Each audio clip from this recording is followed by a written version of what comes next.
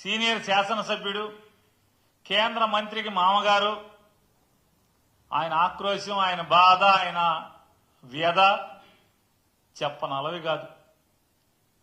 పాపం ఆయన బాధ నిజంగా అంటే వైఎస్ఆర్ కాంగ్రెస్ పార్టీ ఓడుగానో లేదా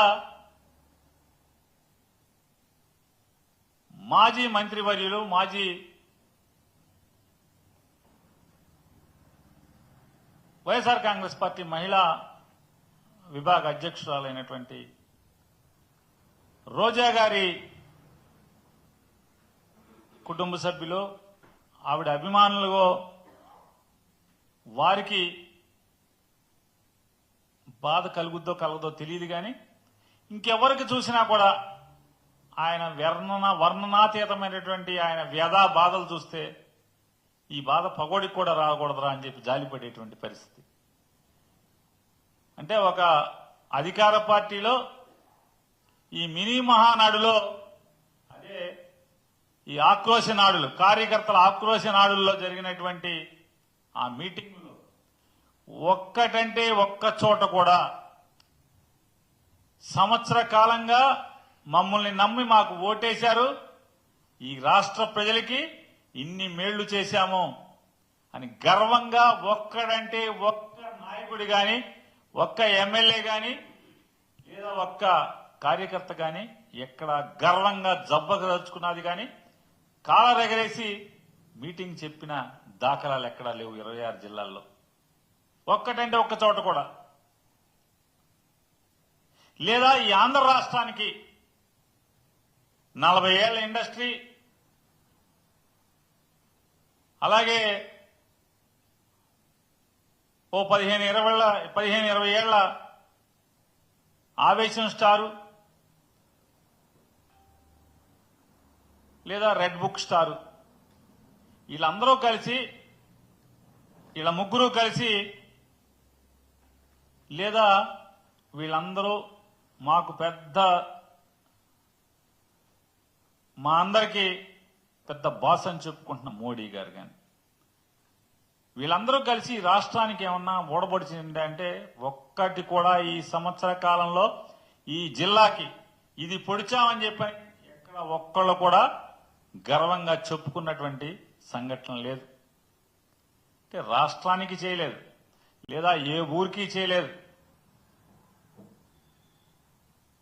ప్రజలకి చేయలేదు.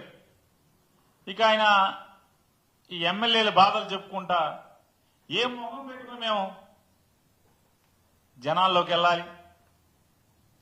పనులు అడుగుతున్నారు, పనులు చేయడానికి డబ్బులు ఎవరు, నిధులు ఎవరు?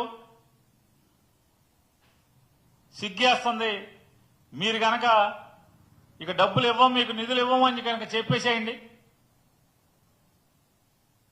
మీరు మాకు ఓటేసి దగాపడ్డారు, మీరు నన్ను మన్నించండి అని చెప్పి మేము ఓళ్ళెంపటి తిరుగుతాం జనాల దగ్గరికి అని చెప్పని, ఇదే ఏకైక మార్గం అని చెప్పని సాక్షాత్తు అధికార పార్టీ ఎమ్మెల్యేలే వాళ్ళ పార్టీల మినీ మహానాడుల్లో ఆక్రోశించారంటే ఈ ప్రభుత్వం విఫలమైనట్ట? వీళ్ళు రేపు కడపలో 27, 28, 29 తారీఖుల్లో జరిగేటువంటి అది మహానాడా లేదా నేను చెప్పినట్టు దగానాడా? అలాగే ఇంకొక జిల్లాలో పదవులన్నీ ఒక పార్టీ వాళ్ళకే పోతున్నాయి. గతంలో కమ్యూనిస్ట్ పార్టీలు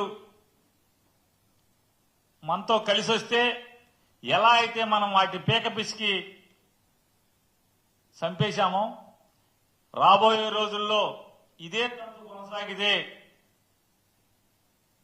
తెలుగుదేశం పార్టీ కూడా నో కమ్యూనిస్ట్ పార్టీలాగానే నూకలు చెల్లిపోతాయని చెప్పని సాక్షాత్తు ఆ పార్టీ శాసనసభ్యులే మినీ మహానాడులో వాళ్ళ ఆక్రోశాన్ని వెళ్లగక్కున్న పరిస్థితి ఒక జిల్లా చూసాం. మరొక జిల్లాలో ఇంతకన్నా దిక్కుమాలిన తనంలో మినీ మహానాడు ఎవరైతే జరపాలో దానికి అధ్యక్షత వహించి దాన్ని నడపాల్సిన అధ్యక్షుడే ఆ సభకు డుమ్మా కొట్టాడని చెప్పని ఒక సీనియర్ కార్యకర్త లబో దిబోమని గుండెలు బాదుకునే పరిస్థితి. ఎన్టీ రామారావు ఉన్నప్పుడు తెలుగుదేశం పార్టీ వేరు, గతంలో తెలుగుదేశం పార్టీ వేరు.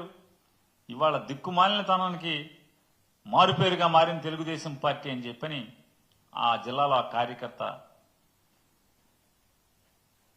ఏడుపులు పెడబొబ్బలు.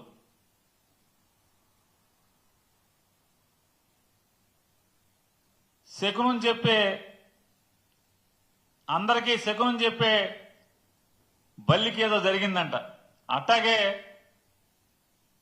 ఎన్టీ రామారావు పార్టీ పెట్టిన కాడి నుంచి పార్టీ పెట్టాను, నేను పార్టీలో ఉన్నాను, పుట్టానని చెప్పేటువంటి ఆయనకి కనీసం ఒక బ్యానర్ కూడా లేదని వాళ్ళ జనం అంతా కూడా గోల గోల అల్లరల్లరి ఒక జిల్లాలో. ఇంకో జిల్లాలో కార్యకర్తలకి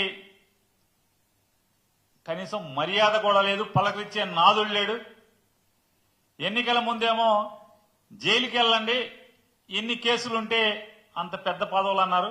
ఇవాళేమో ఎవడికి చిల్లర కొడితే ఆడికే పదవులు వస్తున్నాయి అని చెప్పి ఒక జిల్లాలో ఆక్రోశం. ఇంకొక జిల్లాలో ఆడేవాడ్రా బాబు మంత్రి ఆధార్ కార్డులు చూపించమంటున్నాడు, పనులకు వస్తే ఆధార్ కార్డు నంబర్ రాసుకుని మీ పని ఏంటని అడుగుతున్నాడు. కార్యకర్తల దౌర్భాగ్య స్థితి ఇది, పార్టీ ఇట్లా చచ్చిపోతుంది అని చెప్పని ఒక సీనియర్ కార్యకర్త ఆవేదన. మరొక జిల్లాలో ఆయన మాజీ మంత్రి కుమారుడు, ఆయన ఆక్రోశం. జగన్మోహన్ రెడ్డి గారి ప్రభుత్వంలోనే మాకు మర్యాద దొరికింది, ఇప్పుడు కనీసం మర్యాద అనేది లేకుండా పోయింది ఎవరికి. శత్రువు ప్రభుత్వంలోనే మేము మర్యాదగా బతికాం,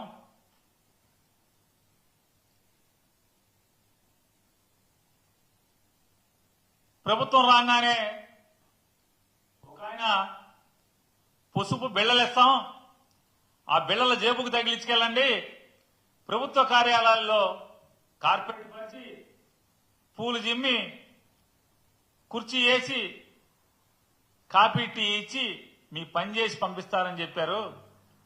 ఇవాళ గవర్నమెంట్ ఆఫీసులకు వెళ్తే పురుగుల కన్నా హీనంగా చూస్తున్నారని చెప్పని ఆ మాజీ మంత్రి గారి కుమారుడు ఆక్రోశం, ఆవేదన, బాధ వర్ణనాతీతం పాపం.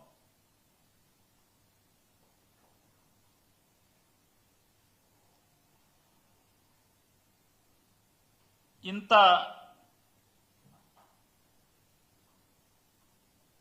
అంటే రాష్ట్రానికి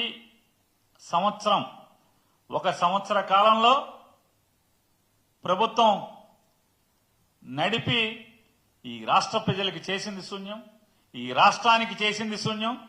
ఆఖరికి జెండా మోసి మీ మాటలు